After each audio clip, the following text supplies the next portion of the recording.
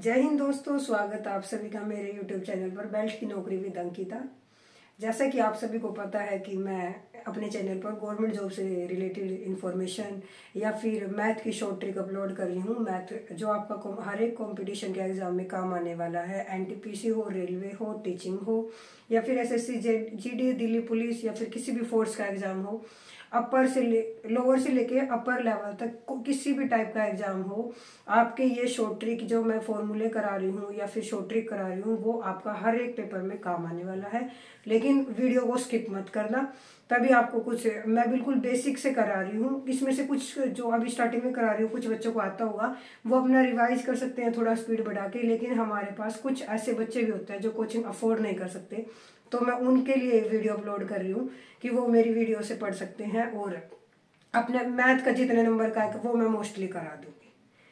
और अब चलिए शुरू करते हैं। आज मैं सिंप्लीफिकेशन चैप्टर करा रही थी, तो उससे एक वीडियो तो मैंने अपलोड कर दी थी। आज मैं दूसरी वीडियो लेके आई हूँ डेसिमल से रिलेटेड। इससे पहले मैंने बार वाले क्वेश्चन कराए थे, वो आप देख सकते हो, प्लेलिस्ट मैंने बना रखी है मैथ शॉर्ट ट्रिक के नाम से।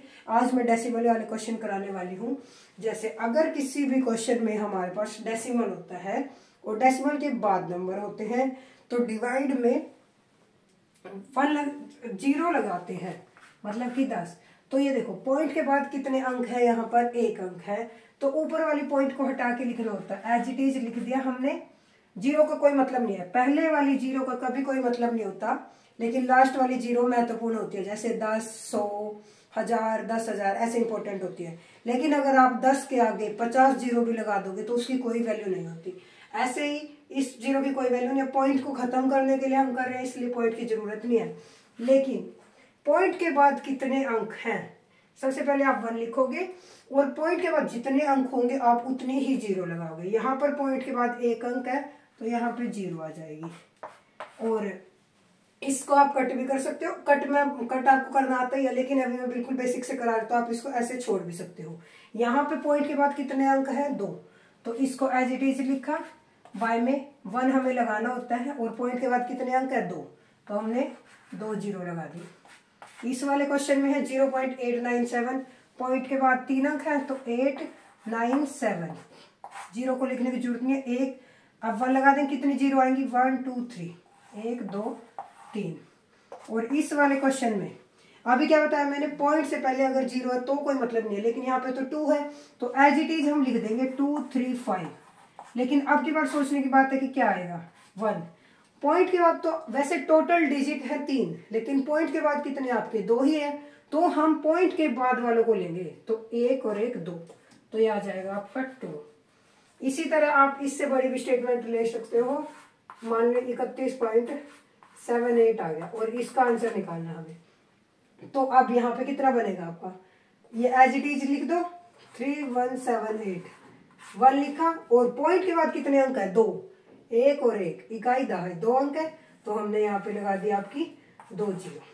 ये सबसे पहले आपका बिल्कुल डेसिमल वाला बिल्कुल ही बेसिक है। अगर इसमें से भी आपको कुछ ना समझ में आए तो आप कमेंट बॉक्स में पूछ लेना, या इससे रिलेटेड कुछ पूछना हो वो भी कमेंट बॉक्स में पूछ लेना। अभी मैं इससे थोड़ा हायर लेवल बता रही हूँ आपको।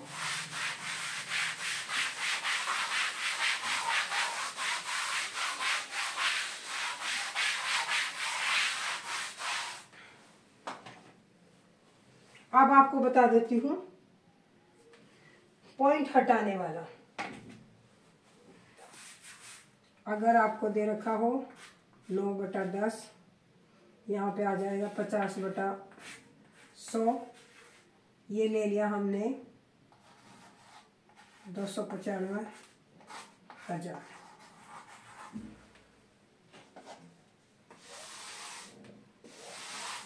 तो इस तरह अभी हमने थोड़ी देर पहले क्या किया था, हमने पॉइंट को हटाया था और इसमें हमें पॉइंट को लगाना है। तो क्या करोगे आप, ऐसे कैसे उस अंक को लिखोगे।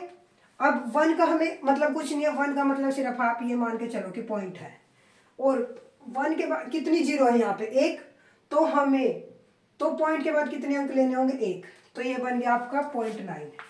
इसमें 50 लिख दिया एज इट इज, 1 के नाम का पॉइंट, लेकिन पॉइंट लगाए कहाँ पे, तो कितनी 0 है, तो इकाई की तरफ से जो आपका वंश नंबर है उधर की साइड से आप डिजिट को गिनना स्टार्ट कर दो। 2 जीरो है ना, तो 2 अंक के बाद पॉइंट लगेगा, 1 2, ये आ गया। और थोड़ा अच्छा लगने लग जाए इसीलिए हम पहले 0 लगा देते हैं, वरना इसका कोई मतलब नहीं है। यहाँ पे अब 2 9 5 एज इट इज लिखा, 1 के नाम का पॉइंट, लेकिन कितनी है 0, 1 2 3, तो इकाई से गिनना स्टार्ट कर दो, 1 2 3, तो आपका पॉइंट आ जाएगा यहाँ पे। आप इसको ऐसे भी लिख सकते हो, या फिर इसके आगे 0 लगाना चाहते हैं तो लगा भी सकते हो। ये आपका पॉइंट लगाने का, इससे पहले पॉइंट को हटाने का, मतलब कि डेसिमल, ये जो पॉइंट मैं बोल रही हूँ ये दशमलव यानी कि डेसिमल को बोलते हैं। और इसके बाद आपका बाहर वाला क्वेश्चन है, इसलिए वो बता देती हूँ। तो आ जाएगा आपका, मान लिया 0 पॉइंट हमारे पास 8 बार दिया हुआ है, तो इसमें क्या होता है, बार जब भी हटाना होता है हमें तो बाय में 9 आ जाता है। पहले तो आप इस चीज को देखो, इसका आंसर आ गया हमारे पास 8, अब की बार पॉइंट में तो जब हमारे पास बार नहीं होता था तो हम 1 लिखते थे पॉइंट के नाम का। अब की बार क्या है, बार, तो बार के लिए हम क्या लिखेंगे, पॉइंट के बाद कितने अंक हैं उतने 9 आ जाएंगे। 0 की बात नहीं हो रही है, पॉइंट के बाद जितने अंकों पे बार है उतने 9 आएंगे, और पॉइंट के बाद बार नहीं है और अंक है तो आप 0 लगा दोगे। सबसे पहले इसको इजीली बता रही हूँ, 1 अंक 8, बार कितने पे, एक संख्या पे 9, 1 9 आ गया। लेकिन अगर यही बार आपका 2 अंकों पे होता तो क्या करते आप, तो एज इट इज लिखा इसको। अब पॉइंट के बाद कितने अंक आपके, 2, तो आपको 9 भी कितनी बार लिखना पड़ेगा, 2 बार। लेकिन अगर ये होता आपका ये, तब कितने पे लिखना पड़ता आपको, एज इट इज लिखा, और बाय में 9 कितने आएंगे आपके, 9 9, और यहाँ पे 9, ये आ जाएगा आपका। ठीक है, समझ में आया, जितने अंकों पे बार उतने आपके 9 आ जाएंगे। और अभी आगे बता देती हूँ आपको।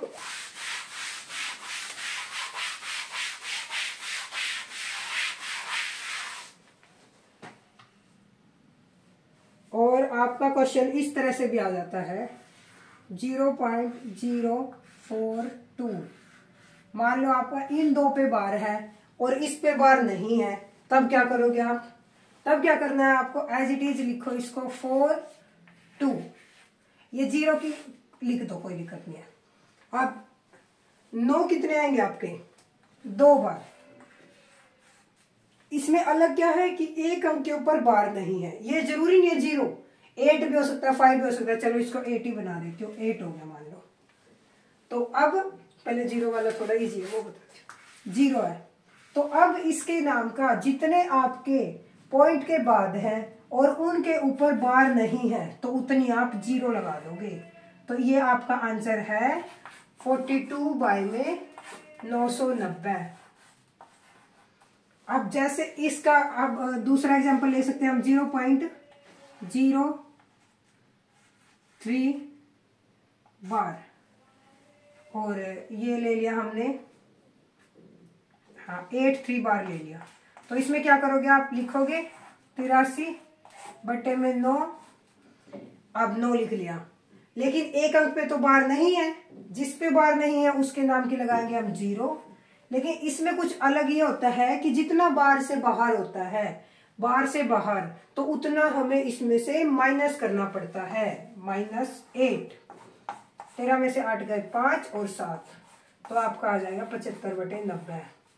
थोड़ा ध्यान से करिएगा इस चैप्टर को और इस वीडियो को ध्यान से देखना, क्योंकि इसमें से कुछ स्किप मत करना, स्किप करोगे तो आपका कुछ समझ नहीं आएगा। इसमें क्या बताया, 42 9 9 कितने पे 0, इसके ऊपर बार नहीं है तो 0, माइनस तो करना पड़ता है इसमें से, लेकिन क्या माइनस करते, कुछ है तो है नहीं, 0 है, 42 में से 0 है 0, लेकिन यहाँ पे बार के बाहर कितना था आपका 8, तो इसमें से हमने इसको माइनस कर दिया। अभी आगे भी बता देती हूँ आपको। मान लिया आपको दे रखा है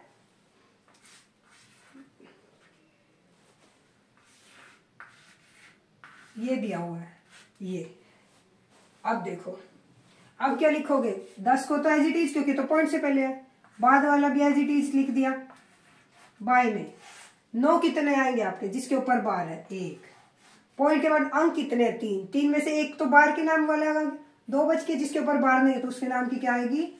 0। अब की बार हम क्या माइनस करेंगे? बाहर से बाहर जितना भी हो वो सब माइनस करेंगे, चाहे वो पॉइंट से पहले हो या बाद में हो।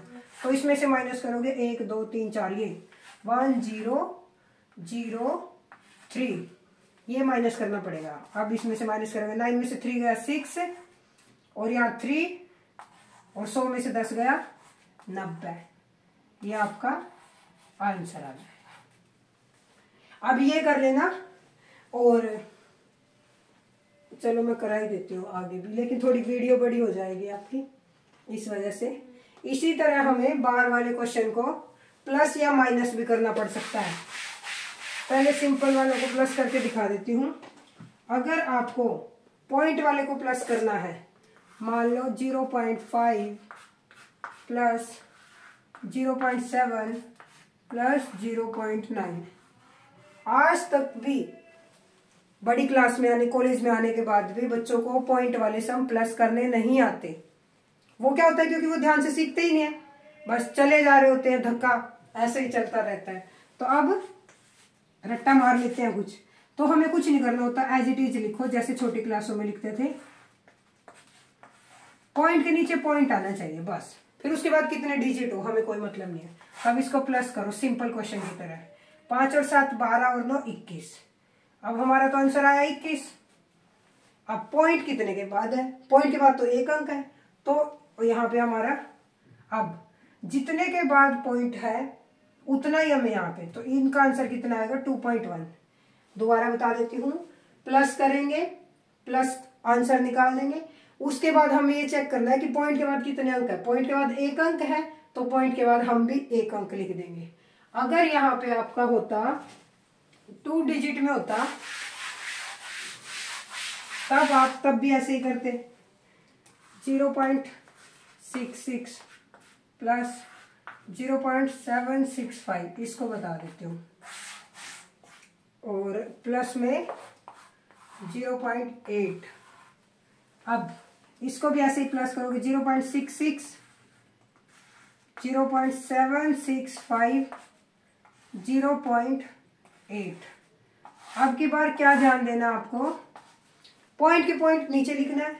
यहाँ पे पॉइंट के बाद 2 अंक है और इसमें 3 है, इसमें 1 है, तो कुछ नहीं होता, जितने अंक दिए होते हैं लिख दिए, उसके बाद हम अपनी मर्जी से 0 लगा सकते हैं, क्योंकि फर्क तो पड़ना ही नहीं है। 5 एज इट इज, 6 और 6 12, 1 कैरी, 6 और 7 13 और 8 21 और 1 22। अब पॉइंट के बाद कितने अंक है? 3, तो हम भी पॉइंट के बाद 3 अंक ले लेंगे, 1 2 3, तो आपका ये आंसर आ गया। इस तरह से आप प्लस कर सकते हो पॉइंट वाले क्वेश्चन को। बार वाले भी क्वेश्चन है, माइनस वाले भी हैं, सब्ट्रैक्शन भी है। इसमें करा तो दूंगी मैं, लेकिन आपको बहुत ज्यादा टाइम लग जाएगा, तो अभी आप आज ये कर लो, कल दोबारा वीडियो बनाऊंगी उसमें करा दूंगी आपको। और कुछ भी डाउट हो तो आप कमेंट बॉक्स में पूछ लेना, मैं आपके डाउट क्लियर करने की पूरी कोशिश करूंगी। और जिसने फर्स्ट टाइम चैनल देखा हो तो प्लीज सब्सक्राइब कर लेना, और मेरी वीडियो को लाइक शेयर एंड सब्सक्राइब करें। Thank you for watching my video. जय हिंद।